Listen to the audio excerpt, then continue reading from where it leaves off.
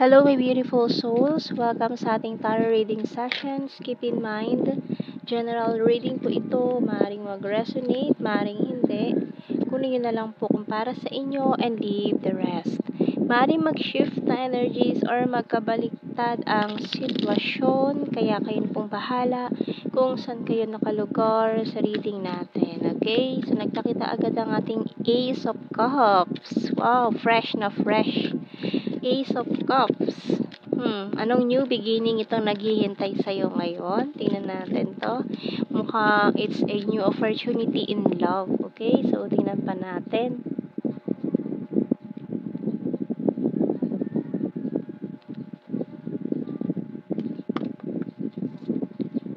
Oh, Ten of Cups. So, sa mga nag-iisip-isip about having a tawag dito, commitment na talagang seryosohan to have this family. Ayan, tingnan natin to. King of Swords, air sign, and the Queen of Wands. Maring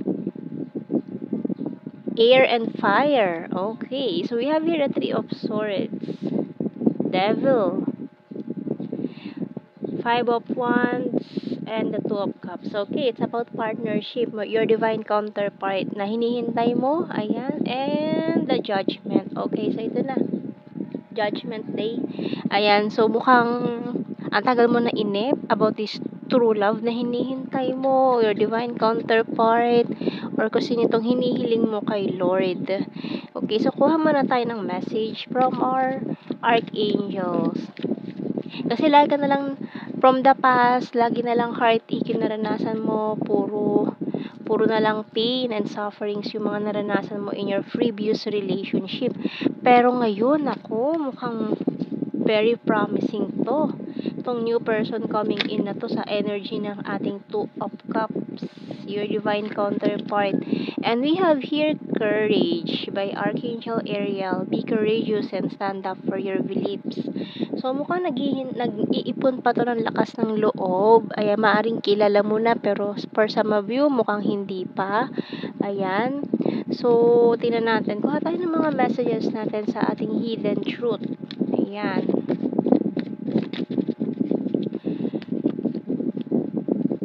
Wait lang, sumabog. Ayan. We have, may isa nag-flip dito. We have, open book. May open book. More. Pa tayo more messages, more cards. So, we have here the crystal ball. Teddy bear. So, mukhang may nangako sa'yo dati or nagpahula ka na tungkol dito sa taong to na para sa'yo. Pero parang ngayon lumalabas yung mga datos na eto na ba yun? Mukhang may tao ka na ngayon na tinitignan or prospect. Maaaring kilala mo na itong taong to.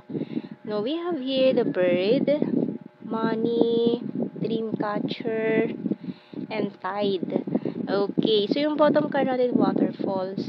So, mukhang itong taong to natali siya sa isang relationship din na hindi siya naging masaya or nagsuffer siya ng malala. Ganyan. Kaya parang may mga trust issues to eh. Ayan. So, tingnan natin. Kaya parang hindi pa siya ready na hanapin ka. Pero after this, ng mga pinagdaanan na, kasi ine-enjoy niya yung kalayaan niya. Kasi nakalaya na siya sa pagkakataling ito doon sa maling tao. Kaya ngayon, ine-enjoy niya yung kanyang freedom from that chaos na nangyari sa buhay niya, sa past niya, no? So, tingnan natin mga messages natin dito. Maaaring for some of you, nakilala mo na itong taong to ng mga bata pa lang kayo, pero nagkalayo kayo ng landas, kaya hindi kayo lumaki na familiar sa isa't isa or kilala ang isa't isa, pero maaaring nakilala mo na siya noon. So, kuha tayo ng mga messages natin, tarot messages, oracle cards. Okay. So, we have here, honesty is the best policy. So, maaaring ang lakas ng nitong taong to, ha? Ayaw niya ng mga naagrabyadong tao. Gusto niya pantay-pantay lang or honest, ganyan. Ayaw niya ng mga taong sinungaling or hindi mo pagkakatiwalaan kasi doon niya binabase yung mga kung papapasukin ka ba niya sa buhay niya. So, I have multiple opportunities. It hurts so badly. So, parehas siguro kayo may mga past experiences na hindi maganda sa inyong mga previous relationship. Kaya para magkakaintindihan agad kayo in an instant connection eh. Ayan. So, we have here, I will fight for you. You're my inspiration. Working for hard for our future. I'm addicted to you. So, may tendency na itong taong to is ma-obsess sa'yo. Maling parehas kayo. So, we have here a devil, Capricorn energy. Energy din yan na may pagka-obsess or mahuhumaling itong taong to sa'yo. Keeping tabs on you and I want a family with you. So, ito na nga, no? This is your future spouse. Ayan. So, naghihintay na. Naghihintay na kayo in this new chapter. No? Parang new chapter itong bukas na libro natin dito eh. It's your new chapter in life na kailangan mo na papasukin mo ngayon kahit ayaw mo or hindi, no? Kahit gusto mo or hindi. Wala kang magagawa kundi makilala mo itong taong ito and pasukin itong mundong ito na kung saan magiging magkasama kayo. Ayan, it's a new chapter for you, okay? Kumbaga, wala kang kawala dito. Nako, wala kang kawala. So, kuha tayo ng mga messages pa natin sa ating The Hidden Truth. Oracle cards, I want to tell you how I feel. So, kilala mo na ito. Okay, can't stop thinking about you. So, ayun na, no? Umiikot ka na sa isip nitong taong ito. Hindi na siya mapakali nung nagkakilala kayo. Mukhang gagawa na to ng move towards you very, very soon. So, hindi mo na to talaga maiiwasan, no? Kasi ito yung nakatadhana ng mangyari. We both know I'm not the one for you. Pero iniisip niya, mukha kasing siya eh. Iniisip niya na hindi siya enough for you, mga ganyan, parang medyo low self-esteem siya nung mga panahon yun kasi nakikita kanya as talagang, uy, grabe, parang inisip niya, pangarap ka lang niya, ganun, so hindi kanya maaabot, ginawa kanya inspiration, ayan. So ngayon, itong taong ito, kumbaga, yung nung nagkakilala kayo, hindi pa kayo on the same level eh, kumbaga sa frequency, mayroong isang hindi tumugma, pero dahil nagkakilala kayo, ay malaki ang posibilidad na may mahatak. Kumbaga, high frequency yung isa, mahahatak yung isa para magpantay kayong dalawa kung kayo talaga ay para sa isa't isa. So, we also have here, sometimes I stay awake thinking about you. Ayun na nga, no? Kasi simula nung nagkakilala kayo, hindi ka na niya makalimutan. Lagi ka na niya napapanaginipan. Ayan. So, ngayon na malaya na siya, ini-enjoy niya muna yung kalayaan niya. Pero hindi niya pa rin mapigilan na isipin ka sa araw-araw na ginawa ng Diyos. Iniisip ka pa rin niya. No? I wish I could share my good news with you. So, ito na nga.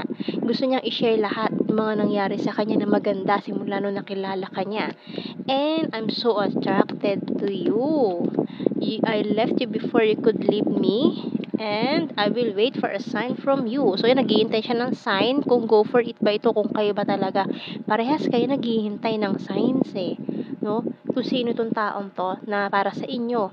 So, I wish things could be different. So, may mga lang kayo, differences or conflicts na sana hinihiling niya na okay lahat, no? Kuha tayo ng initials. Ayan.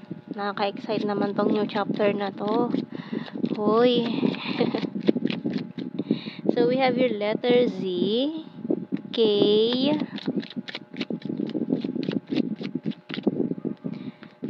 V, A, U, R, E, Q, T. Bottom card natin, letter D.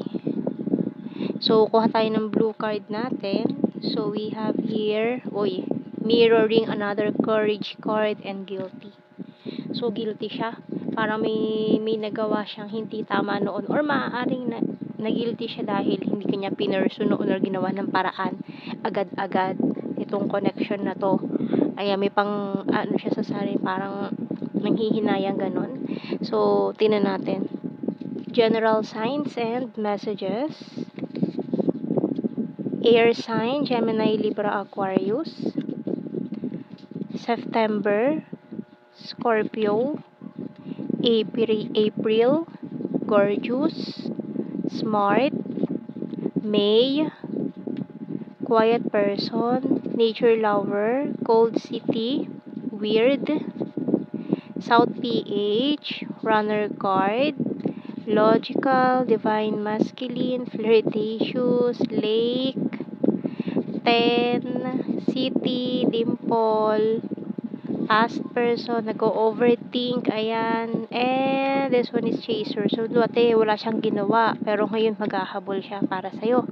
Hahabulin ka talaga nito, no? So, ayan ang ating reading, my beautiful souls. Thank you for watching. Take care and God bless. See you in our next reading, guys. Bye-bye.